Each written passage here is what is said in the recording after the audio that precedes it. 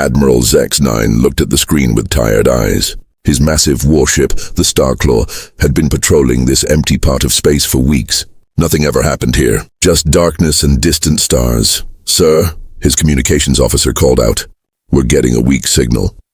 "What kind of signal?"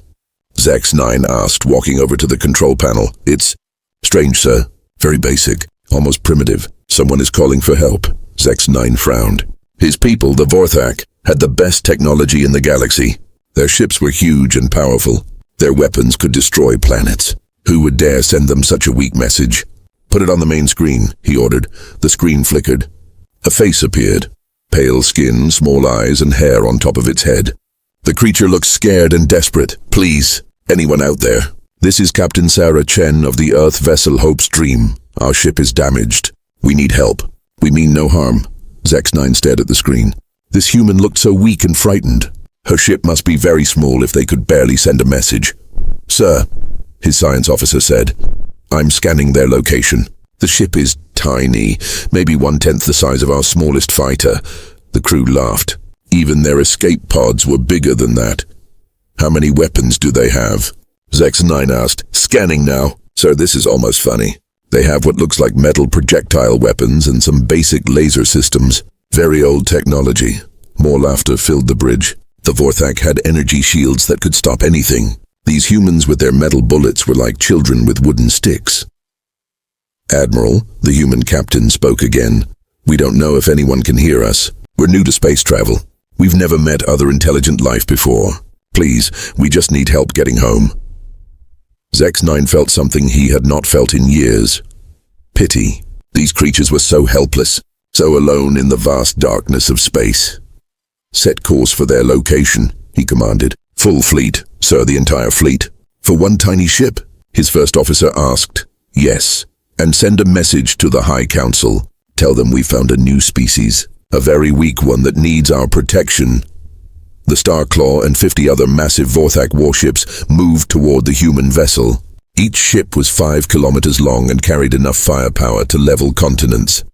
Within hours, they reached the human ship. It was even smaller than they thought, just a metal tube with engines attached. It looked ready to fall apart. "This is Admiral Zex-9 of the Vorthak Empire," he transmitted. "We have received your distress call, humans. We are here to help." The human captain's face appeared again. Her eyes went wide when she saw the massive alien fleet surrounding her tiny ship. Oh my, you're so big. So many ships, we had no idea anyone else was out here." "Do not be afraid," Zex-9 said kindly. "We are peaceful explorers like yourselves. Your ship appears damaged. Do you need repairs?" "Yes, please. Our engine is failing and our life support is running low. We were trying to map this sector when we had problems." "Map this sector?" Zex-9 found this amusing. "Little human, this is Vorthak space. We have controlled this area for 1,000 years. Captain Chen looked embarrassed. "We didn't know. We're sorry. We can leave once our ship is fixed." "No need to apologize. You did not know." Zex-9 turned to his crew. "Bring their ship into our main hangar. Give them food, water, and medical care." As the human ship was carefully pulled inside the massive Vorthak vessel, Zex-9 felt proud of his decision. The Vorthak were known across the galaxy as fierce warriors, but they could also be kind to those who needed help. The human captain was brought to the bridge. She was even smaller in person, barely reaching Zex-9's chest. She looked around in wonder at the advanced technology surrounding her. "This is incredible," she whispered. "Our ships are nothing compared to this. How did you build something so amazing?" "We have had many centuries to develop our technology," Zex-9 explained. "Perhaps we can share some of it with your people. Where is your home world?" "Earth. It's quite far from here. A small blue planet with one moon." "And how many of these ships does Earth have?" Captain Chen looked down sadly. "Not many. Maybe a few dozen. We're new to space travel, as I said. Most of our people still live on the planet's surface." Zex-9 nodded. As he expected, a primitive species taking their first steps into space. They would need protection from more aggressive races.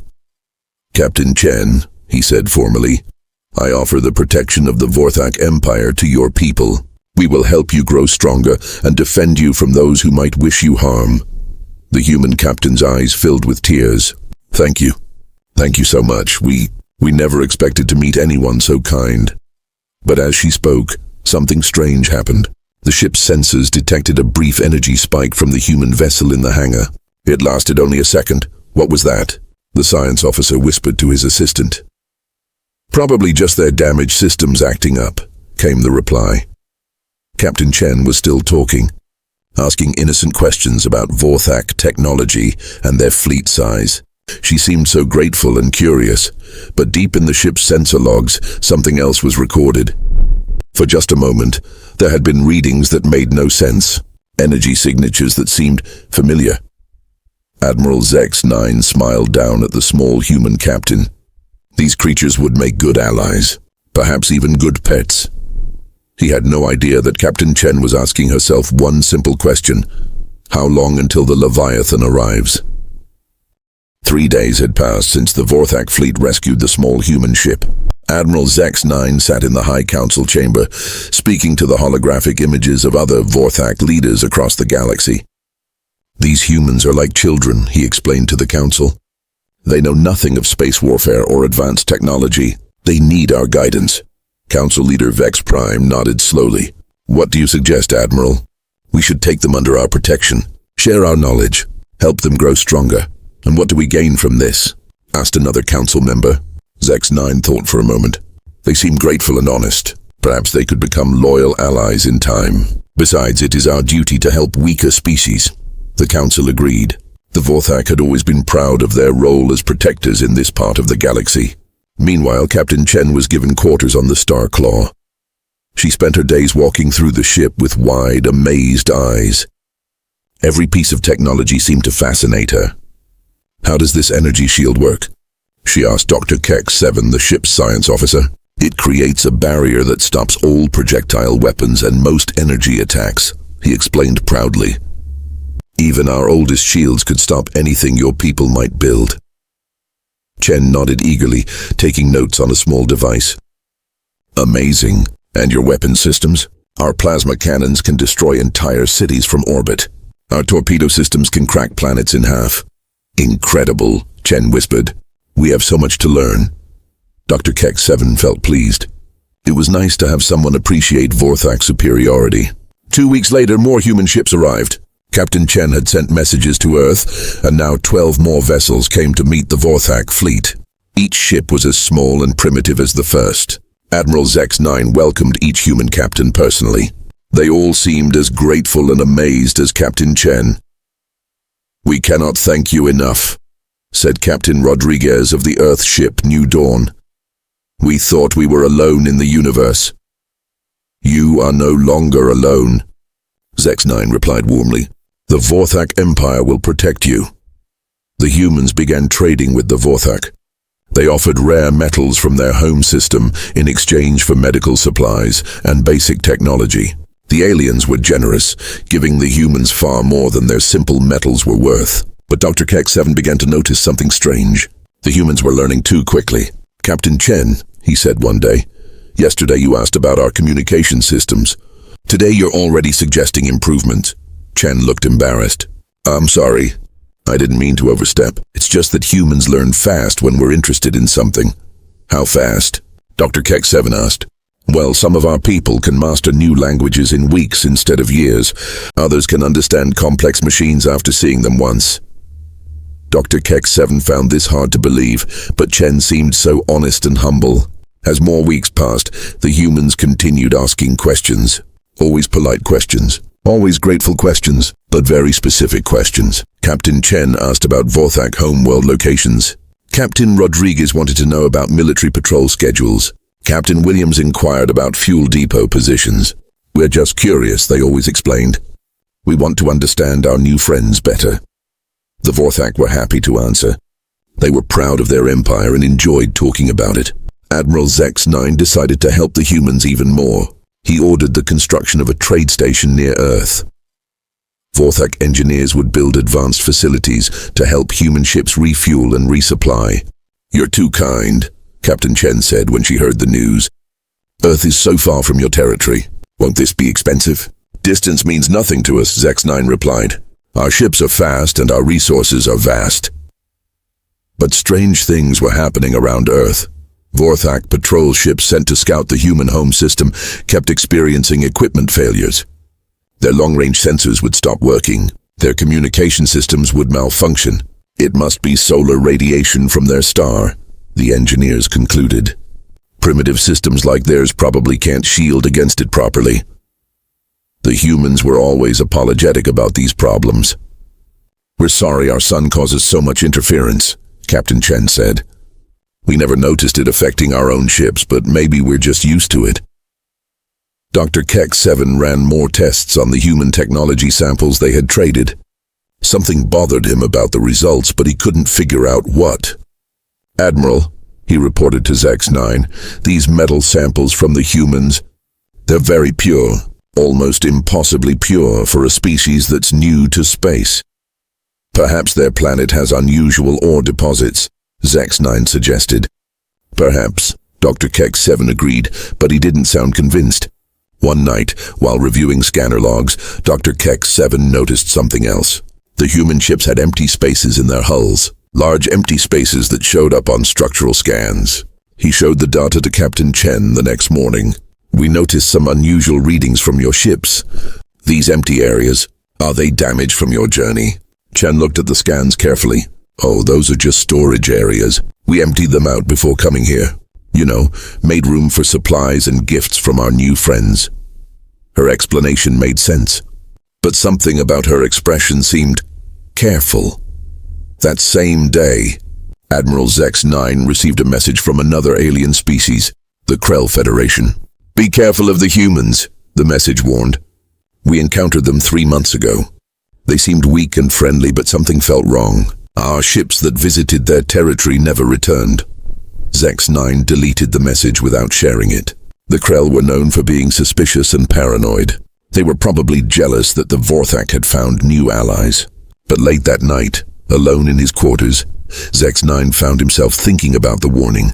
He looked out at the human ships docked in his fleet's hangars. So small, so harmless. His computer chimed with an alert. Long-range sensors had detected something massive approaching from deep space. The energy signature was enormous, bigger than anything in the Vorthak fleet. What could be generating that much power? He wondered aloud.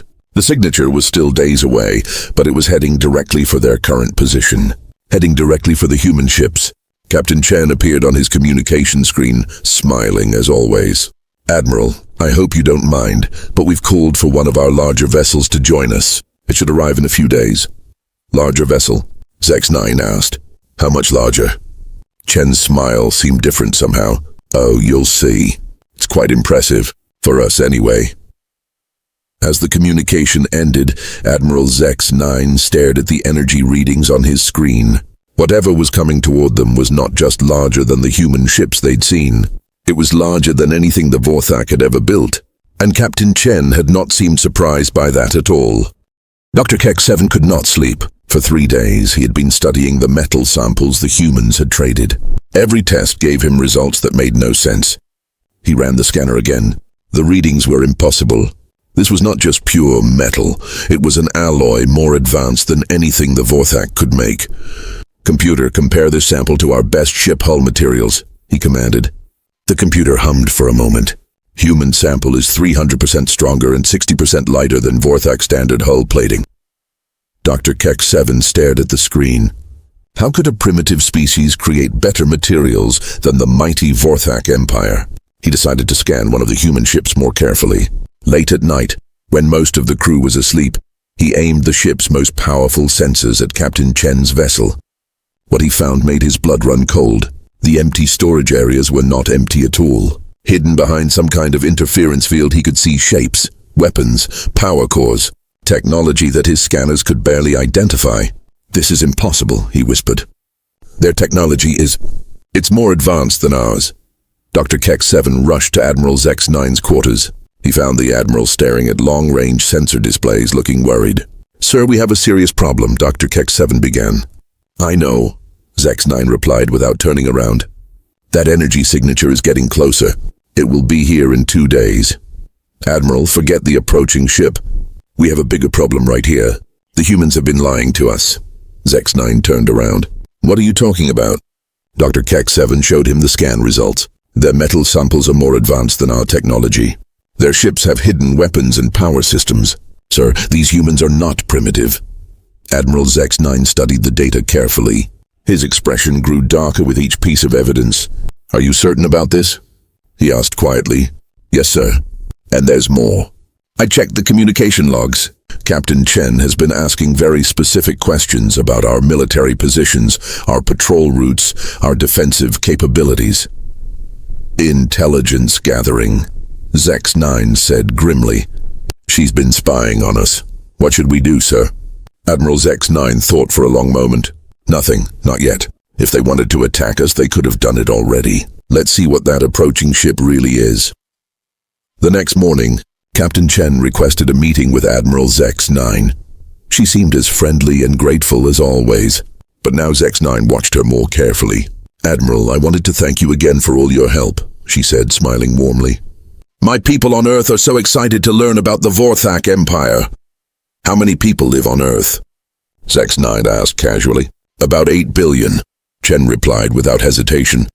And how many ships do you really have? Chen paused for just a moment. As I said before, not many. We're still learning. But Zex-9 caught that tiny pause. She was choosing her words very carefully. Captain, our sensors detected some unusual readings from your vessel. Hidden compartments, perhaps? Chen's smile didn't change, but her eyes became more alert. Hidden compartments? No, Admiral. Just empty storage space, as I explained before. She was still lying, but she was very good at it. That afternoon, more alien ships arrived in the sector. Not human ships. These belonged to the Krell Federation. 3 sleek warships dropped out of hyperspace and sent an urgent message to the Vorthak fleet. Admiral Zex-9, this is Commander Vex Krell. We must speak immediately. It concerns the humans. Zex-9 agreed to a private communication channel. The Krell commander appeared on his screen, looking frightened and angry. Admiral, you must listen to us. The humans are dangerous. Very dangerous. Explain, Zex-9 demanded. 3 months ago, we found a small human ship, damaged and calling for help. Just like you did. We took them aboard, shared our technology, offered protection, and they were mapping our defenses, learning our weaknesses. When we discovered the truth, they had already transmitted everything to their fleet. What happened to your ships? Commander Vex Krell's face grew grim. Gone, all of them. The humans hit our patrol vessels with weapons we had never seen before. No survivors! How many ships did they use? 1. One human battleship destroyed an entire Krell battle group. Our weapons couldn't even scratch their shields. Admiral Zex-9 felt his stomach drop. Commander, there is a large human vessel approaching our position. It will arrive tomorrow. Get out of there, the Krell commander urged. Get out now while you still can. Don't make the same mistake we did. The communication ended, leaving Zex-9 staring at a blank screen. He immediately called an emergency meeting with his senior officers. They gathered in the briefing room, looking confused and concerned. Gentlemen, we have been deceived, Zex-9 announced. The humans are not primitive. They are not weak. They have been gathering intelligence on our fleet and our empire. Dr. Kex-7 presented his findings about the human technology and hidden weapons. The room fell silent as the officers realized what this meant. What are your orders, sir? Asked the first officer. Prepare for battle, Zex-9 said grimly. All ships to combat readiness. Raise shields and charge weapons. Sir, should we arrest the human crews? Zex-9 considered this. Not yet. If we act too soon, we might trigger an attack. Let them think we still trust them. As the Vorthak fleet prepared for battle, Captain Chen stood in her ship's hidden command center. The walls were covered with detailed maps of Vorthak territory. Recordings of every conversation with Vorthak officers played on multiple screens. How much longer until the Leviathan arrives? She asked her communications officer. 18 hours, Captain. Good. Signal the other ships. Phase 2 begins now. All across the Vorthak fleet, the small human vessels began powering up systems that had been hidden for weeks. Weapon ports opened in hulls that had appeared empty. Shield generators hummed to life with power readings that made no sense. On the bridge of the Starclaw, alarms began sounding. Sir, the human ships are powering weapons, shouted the tactical officer. All ships, battle stations, Admiral Zex-9 commanded. But even as his fleet prepared to fight, his long-range sensors showed him the approaching energy signature. It was massive beyond belief, larger than his entire fleet combined. And it would arrive in less than 1 day. Captain Chen's voice came over the communication system, but now it sounded different. Colder, more confident. Admiral Zex-9, please don't be alarmed. We're just making some minor adjustments to our ships. Captain Chen, you have lied to us from the beginning. There was a moment of silence. Then Chen laughed, a sound that made Zex-9's blood run cold. Oh, Admiral, lying is such a harsh word. We prefer selective truth-sharing. What do you want from us? We don't want anything from you. We already have everything we need. I don't understand. You will tomorrow, Admiral. When our real ship arrives, then you'll understand exactly what kind of species you decided to help. The communication ended, leaving the Vorthak fleet surrounded by small human ships that were no longer hiding their true capabilities. And in the distance, something enormous was coming closer with each passing hour. The alarms on the Starclaw had been screaming for 6 hours. Admiral Zex-9 stood on his bridge, watching the tactical display with growing horror. The energy signature was now close enough for detailed scans. Sir, his tactical officer said, his voice shaking. The readings, they can't be right. Show me, Zex-9 commanded. The main screen filled with numbers that made no sense. Length 15 kilometers, width 8 kilometers, height 3 kilometers, power output equivalent to a small star. That's impossible, whispered Dr. Keck-7. Nothing that large could move through space. The engineering requirements alone. Apparently humans don't know what's impossible, Zex-9 replied grimly. The Vorthak fleet had formed a defensive formation. 50 massive warships, each one a masterpiece of alien engineering. But as they watched the approaching signature, every officer on every ship felt the same cold fear. They were about to face something beyond their understanding. Admiral, Captain Chen's voice came over the communication system. She sounded amused. I hope you're not planning to do anything foolish. It would be such a waste. Captain Chen, Zex-9 replied, trying to keep his voice steady. What is that thing approaching us? That? Oh, that's just our ride home. The Leviathan. She's one of our exploration vessels. Exploration vessel? Dr. Keck-7 couldn't hide his shock. That thing is bigger than our largest space station. Chen laughed. Doctor, you have such a limited view of engineering. Humans think big. We always have. On the human ship Hope's Dream, Captain Chen walked to her real command center. The walls were covered with holographic displays showing every Vorthak ship in perfect detail. Their weapon systems, shield frequencies, crew numbers, everything. Captain, her tactical officer reported, we have complete data on their fleet capabilities. 37 different weapon types, 14 shield variations, and full structural analysis of all ship classes. Excellent work, Lieutenant Torres. How long did it take them to give us everything? 18 days, ma'am. They were very eager to share. Chen smiled coldly. They always are. Pride makes them talkative. Back on the Starclaw, Admiral Zex-9 was frantically reviewing his options. His fleet was powerful, but the approaching human ship was beyond anything he'd ever faced. Sir, incoming transmission from the approaching vessel, his communications officer announced. Put it through. The screen flickered, then showed a human face. But this human looked different from Captain Chen. Older, scarred. His eyes held the cold confidence of someone who had never lost a battle. I am Admiral Marcus Stone of the Terran Space Navy. This is the TSN Leviathan. Admiral Zex-9, I believe you've been entertaining some of my people. Admiral Stone's voice was calm, but there was steel beneath it. This was not the frightened, grateful tone they'd heard from the other humans. Admiral Stone, Zex-9 replied carefully. Your people told us they were primitive explorers seeking help. Stone's scarred face showed a slight smile. Did they? How interesting. Computer, begin decloak sequence. Decloak sequence? Zex-9 frowned. What does he mean by... His words died in his throat as space itself seemed to bend and twist ahead of them. Reality rippled like water, and slowly, impossibly, a ship began to appear. It was beyond massive. The Leviathan was not just larger than the Vorthak fleet, it was larger than some moons. Its hull was black as space itself, covered with weapon ports that numbered in the thousands. Energy crackled along its surface like captured lightning. Dear gods, whispered Dr. Keck-7. How did they hide something that big? Cloaking technology. Admiral Stone explained, as if reading his thoughts. "We've been watching your little fleet for 3 weeks. Watching you share your secrets. Watching you reveal your weaknesses." Admiral X9 felt his world crashing down around him. This was all a trap. "From the very beginning," Stone confirmed. "Did you really think we'd send our real ships to make first contact? Did you honestly believe we'd show you our true capabilities right away?" The human ship Hope's dream suddenly began changing. Its hull plates shifted and moved, revealing hidden weapon systems and armor plating. In seconds, the small, primitive vessel transformed into a sleek warship bristling with advanced technology. All across the Vorthak fleet, the same transformation was happening to every human ship. The helpless refugees were becoming deadly predators. "You see, Admiral," Captain Chen's voice came through the communications.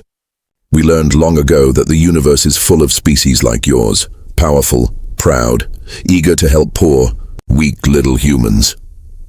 We've used this same approach on 12 different species," Admiral Stone added. "Amazing how eager everyone is to show off their military capabilities to creatures they think are harmless." Dr. Keck-7 suddenly understood. "The Krell. You destroyed the Krell Federation using the same trick." "The Krell, the Hegemony, the Stellar Coalition," Stone listed casually. "All of them fell for the same act. All of them thought humans were primitive and weak." "What do you want from us?" Admiral X9 asked. "Want? We don't want anything, Admiral. We already have everything we need. Complete intelligence on your fleet, your territory, your defensive positions. We know where your planets are, how many ships you have, and exactly how to defeat them." The tactical display showed more energy signatures appearing throughout the sector. Dozens of them, each one as large as the Leviathan. "You're not the only ones who can hide ships," Admiral Stone said, watching X9's horrified expression. "The Terran home defense fleet has been positioned around this sector for weeks." Massive ships began decloaking all around the Vorthak fleet. Battleships, carriers, destroyers, an entire armada that had been invisible until now. The Vorthak fleet was completely surrounded. "How many ships do you have?" X9 asked, his voice barely a whisper. "In this sector, about 200, Stone replied casually. "But that's just our local force. The main fleet is back home protecting our actual territory." "Your actual territory?" Captain Chen appeared on screen beside Admiral Stone. "Admiral, did you really think we'd give you our real coordinates? Earth is nowhere near where we told you it was. We have 17 inhabited worlds and over 3,000 major military vessels," Stone added.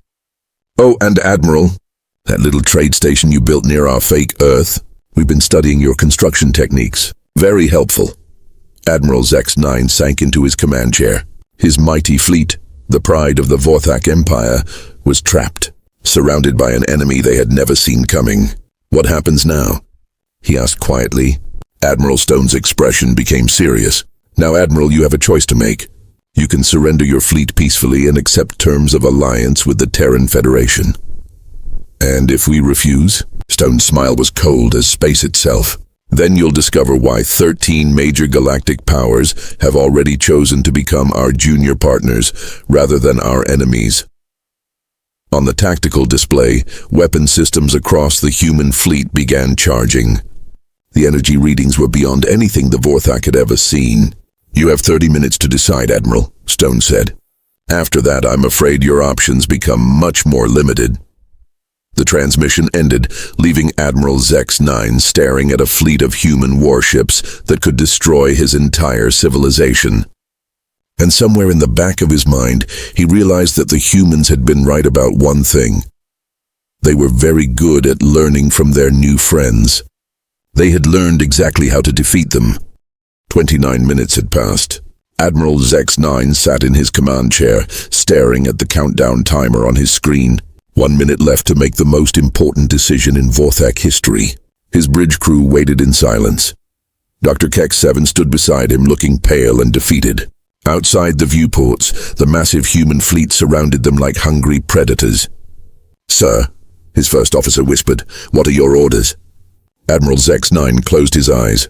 In his mind, he could see the proud Vorthak Empire crumbling.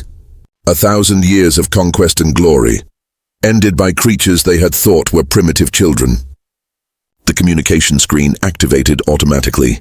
Admiral Stone appeared, his scarred face showing no emotion. "Time is up, Admiral. What is your decision?" Zex-9 looked around his bridge one last time, at the officers who had served with him for years, at the ship that had been his home for decades, at the empire he had sworn to protect. He began, then stopped. "Before I answer, I need to know something." "How long have you been planning this?" Admiral Stone seemed to consider the question. "Planning this specific operation?" "About 6 months, but planning the overall strategy? Humans have been preparing for this kind of contact for over 200 years. 200 years? Dr. Keck-7 gasped. "But you said you were new to space travel." Captain Chen appeared on screen beside Stone. "Doctor, we've been traveling between stars for 3 centuries. The first time we met aliens, they tried to enslave us. We learned an important lesson that day." "What lesson?" Admiral Zex-9 asked. "Never show your true strength until you understand your enemy completely," Stone replied. "Every species we've encountered has the same weakness, pride. You all assume you're superior to everyone else." The screen split to show multiple images. Alien fleets from different species, all surrounded by human ships, all looking just as defeated as the Vorthak. "The Krell thought they were the greatest warriors in the galaxy," Chen explained. "The hegemony believed their technology was unmatched. The coalition was certain their numbers made them invincible. They were all wrong," Stone added. "Just like you." Admiral Zex-9 felt something break inside him. "How many species have you conquered?" "Conquered?" Stone looked genuinely surprised. "Admiral, we haven't conquered anyone. Every species that joined the Terran Federation did so by choice." "Choice? Look at your tactical display," Chen suggested. Zex-9 glanced at his screens. The human weapons were still charged, still ready to fire. But they weren't targeting his ships anymore. Instead, they were pointing outward toward the edges of the system. "We're protecting you now," Stone explained. 3 hours ago, a Devourer scout ship entered this sector. Our perimeter ships destroyed it before it could report back. Dr. Keck-7 leaned forward. "Devourers, but they're just legends." "No, Doctor, they're very real, and they're coming this way." Stone's expression became grim. "In approximately 18 months, a Devourer fleet will reach this part of the galaxy. When they arrive, every organic species in their path will be consumed." The screen changed to show recordings of destroyed worlds, planets stripped bare of all life. Cities turned to ash, entire star systems left empty and dead. "The Terran Federation exists for one purpose," Stone continued. "To build a force strong enough to stop the Devourers. We need allies, Admiral. Strong allies." "But you could have just asked for our help," Admiral Zex-9 said. "Why the deception?" Captain Chen answered.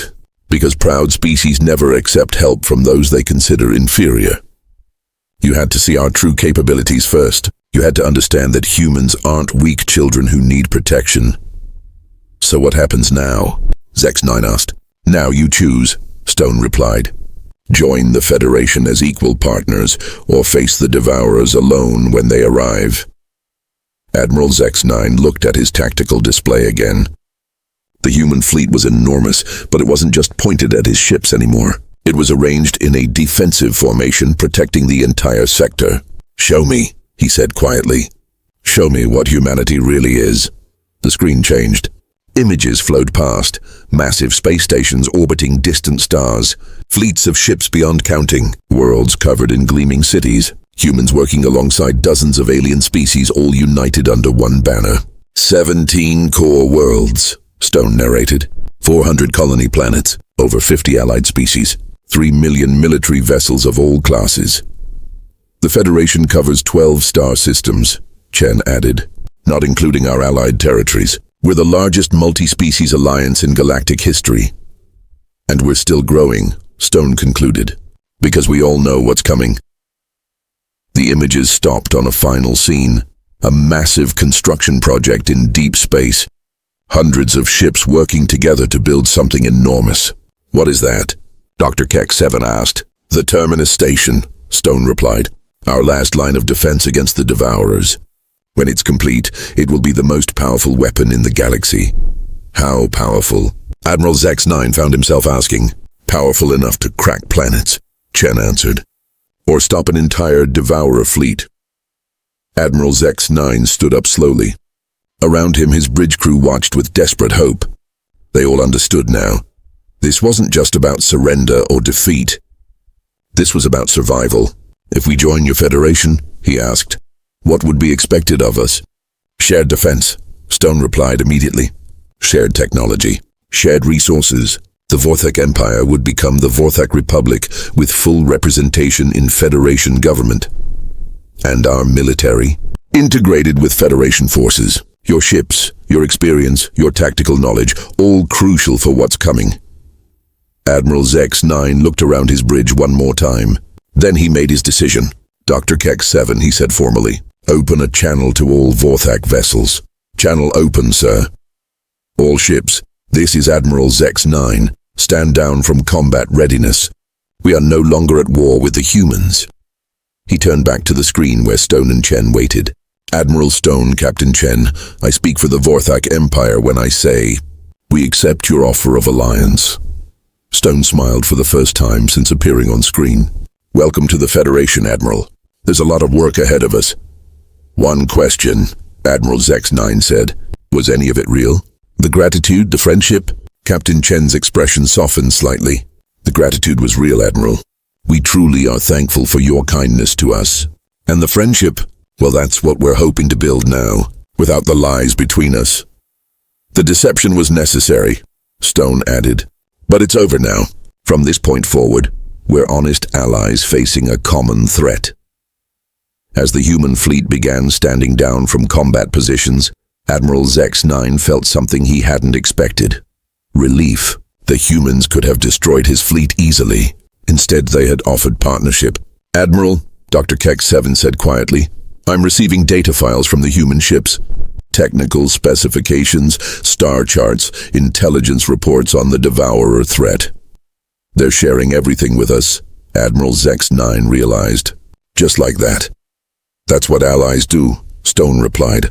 "Welcome to humanity's real first contact protocol, Admiral. Deception first, trust second, but once you're in, you're family." Captain Chen grinned. "Admiral Zex-9, you have no idea how good it feels to finally be honest with you. These past weeks of acting helpless have been exhausting." Despite everything, Admiral Zex-9 found himself laughing. "Captain, remind me never to play poker with humans." "Oh, Admiral," Chen replied with a mischievous smile. "You should see what we're like when we're actually trying to deceive someone." As the Vorthak fleet began integrating with Federation forces, Admiral Zex-9 realized that humanity had taught him the most important lesson of all. Sometimes, the greatest strength comes from appearing weak. And somewhere in the darkness between stars, ancient sensors detected the formation of a new alliance. The Devourers were coming, but now, they would find more than scattered species waiting for them. They would find humanity, and all the friends humanity had made along the way.